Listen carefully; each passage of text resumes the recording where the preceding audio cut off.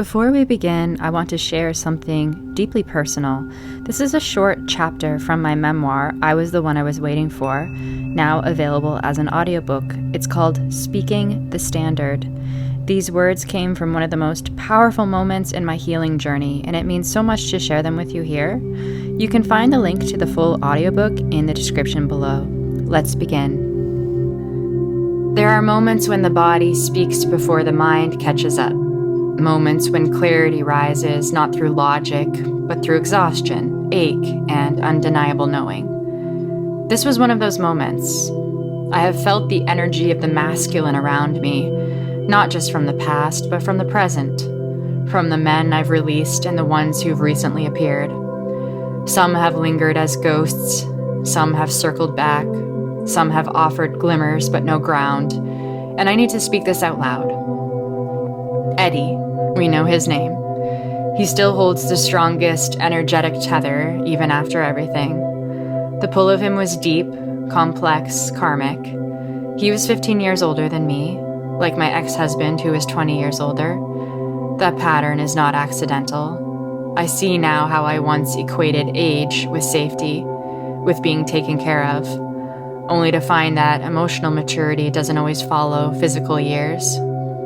Eddie reached in and stirred something raw in me, and he also revealed every part of a man I cannot hold space for anymore.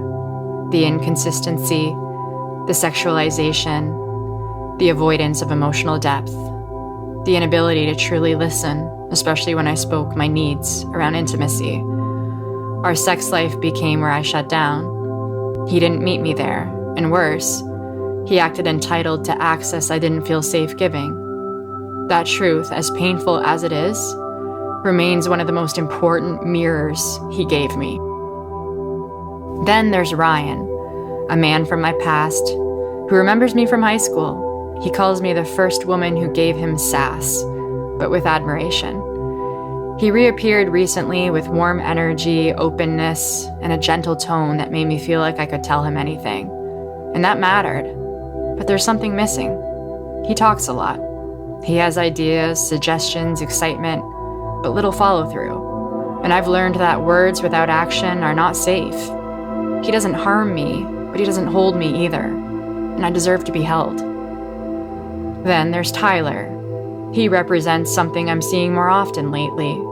Men who won't lead, who defer every decision, who fear direction, who lean on me to be the steady one.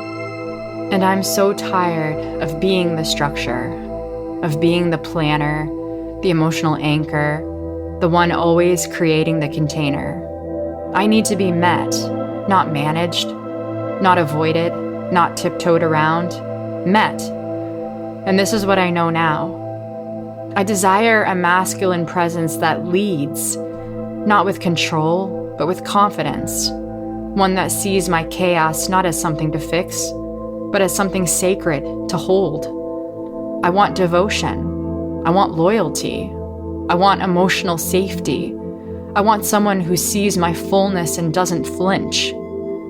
These men, Eddie, Ryan, Tyler, they've all taught me something. They've helped me name my standard, and they've helped me reclaim this truth. I am not here to mother my partners. I am not here to ask to be adored. I am not here to beg for emotional availability. I am here to be met, not in fantasy, not in fragments, but in presence. And from now on, I will not confuse attention with devotion. I will not confuse potential with partnership. I will not confuse words with embodiment. This is me speaking the standard out loud, and I will not shrink it again. But speaking the standard is only the beginning. The real work begins in the quiet moments, the in-between spaces where loneliness creeps in, where old patterns whisper, maybe just this once. That's where I had to meet myself again. Because the truth is, I didn't just have to let go of them. I had to let go of the version of me who kept circling back, who mistook crumbs for connection, who stayed too long hoping things would be different. And that's what outgrowing the loop really means. Thank you for witnessing this moment with me. If these words spoke to you, the full memoir, I Was the One I Was Waiting For, is waiting for you as an audiobook, paperback, or Kindle ebook version. Links are in the description. From my heart to yours, until next time.